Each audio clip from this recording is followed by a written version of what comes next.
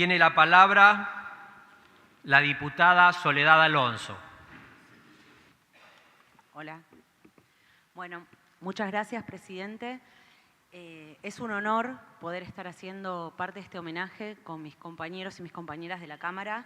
Presentamos este proyecto de declaración de profundo dolor por el fallecimiento de su santidad, el Papa Francisco, nacido como Jorge Bergoglio, ocurrido en el día 21 de abril de este año. Antes de poder contar un poco de su vida eclesiástica, de lo importante que es, fue y será el Papa Francisco para todos nosotros, quería comentarles que también participé en la octava de Pascua.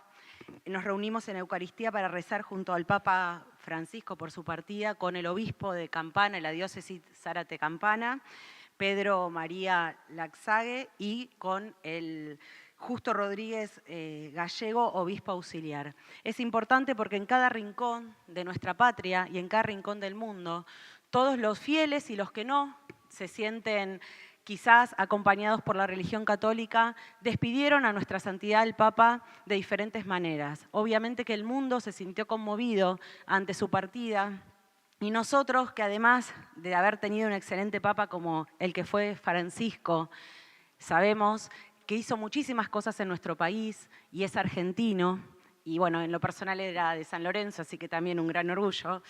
Creo que poder contar un poquito su vida eclesiástica, voy a pedir permiso para leer y luego poder terminar con unas palabras que tiene que ver cómo recordamos a Francisco.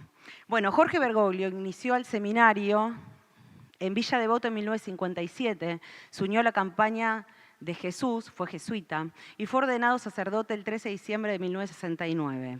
Estudió filosofía, teología y luego se desempeñó como maestro y rector en distintos institutos religiosos de Argentina. En 1973 fue nombrado provincial de los jesuitas en Argentina, cargo que ocupó hasta 1979. Nombrado en 1992 como obispo auxiliar de Buenos Aires y arzobispo en 1998 tras la muerte del cardenal Antonio Quarriachino. Fue creado cardenal por el Papa Juan Pablo II en 2021. Bueno, él, a través de su trayectoria dentro de nuestro país, viajaba en transporte público, sentía que la iglesia tenía que salir a la calle, de hecho lo hizo. Creo que recordar a Jorge Bergoglio, al Papa Francisco, es recordarlo en sus actos. Él lo hizo cuando asumió como Papa, quiso tener una iglesia de puertas abiertas a la calle, volvió a las raíces de lo que tiene que ser la religión católica, apostólica y romana, que es estar con los pobres, con los que más necesitan. Sin duda, el Papa Francisco dejó una religión católica mucho más fortalecida que la que había antes de su llegada en el 2013. Creo que además habla de lo importante de reconocer nuestras raíces, cuando dice del poema de Francisco Luis Bernardés, lo que el árbol tiene florido lo tiene enterrado. Él decía que para poder pensar en un futuro teníamos que ver de dónde veníamos, de dónde venimos, quiénes somos, que nuestras raíces eran fundamentales para poder pensar en un presente y en un futuro, para nuestra patria y para el mundo. Fue un papa que habló del cuidado del medio ambiente, que habló de la misericordia de los que estaban detenidos, y por eso fue el pontífice que más veces fue a una cárcel. Creía en las segundas oportunidades, pidió la abolición de la pena de muerte en todo el mundo, hizo cambios estructurales dentro del Vaticano, no se quedó en palabras, lo hizo en hechos. Recordar al Papa Francisco es recordarlo pudiendo hacer actos que nos conlleven a la felicidad del pueblo, a una justicia social que alcance para que todos vivamos un poquito mejor. Él se enojaba mucho cuando la riqueza del mundo estaba repartida cada vez en menos personas, porque entendía que si la riqueza del mundo estaba repartida en menos personas, era que muchas personas eran más pobres cada día. Y él luchaba contra esas injusticias. Y él sabía que una justicia que no era justa no se podía llamar justicia. Hablaba de valorar la democracia, de cuidarla a través de la justicia también, a cuidar a los pueblos, a cuidar a los migrantes. El Papa Francisco habló de diálogos, de tender puentes en vez de armar y subir muros. En vida, él nos enseñaba lo importante que era ser compasivo, tener amor por el prójimo y realmente estar cerca del que los necesita.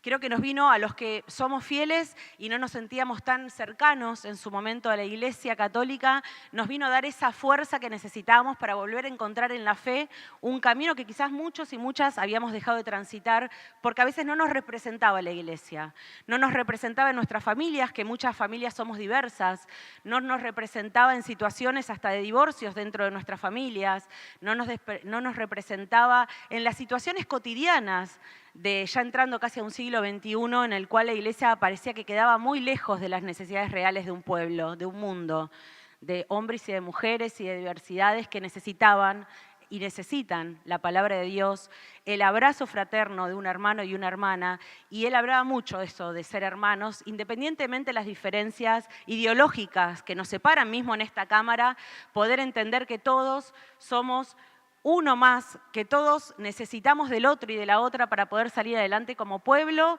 como país y como habitantes de este mundo. Quiero para terminar leer algo que él decía, y para mí es fundamental en estos momentos, vuelvo a pedir permiso para leer, que tiene que ver con el ajuste en la educación.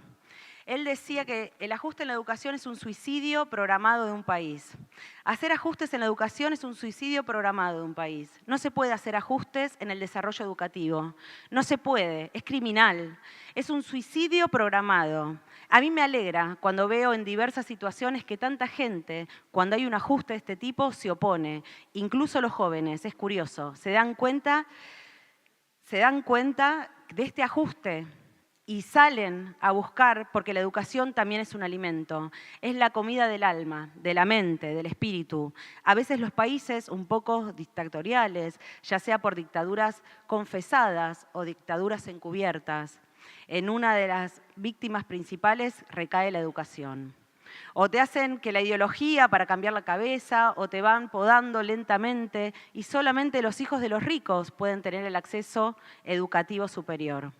El pueblo necesita formar cabeza, necesita una cultura universitaria grande. Un país tiene que proveer a sus universidades y creer en los nuevos cerebros de este futuro. Y en esto, Argentina, tenemos buena fama, porque cuántos profesionales nuestros los reclaman desde el extranjero. Creo que hoy las palabras del Papa Francisco siguen más vigentes que nunca en un mundo y en un país donde claramente necesitamos más educación pública, más justicia social, más personas que vivan bien y quizás necesitamos menos ricos. Muchas gracias. Gracias, diputada.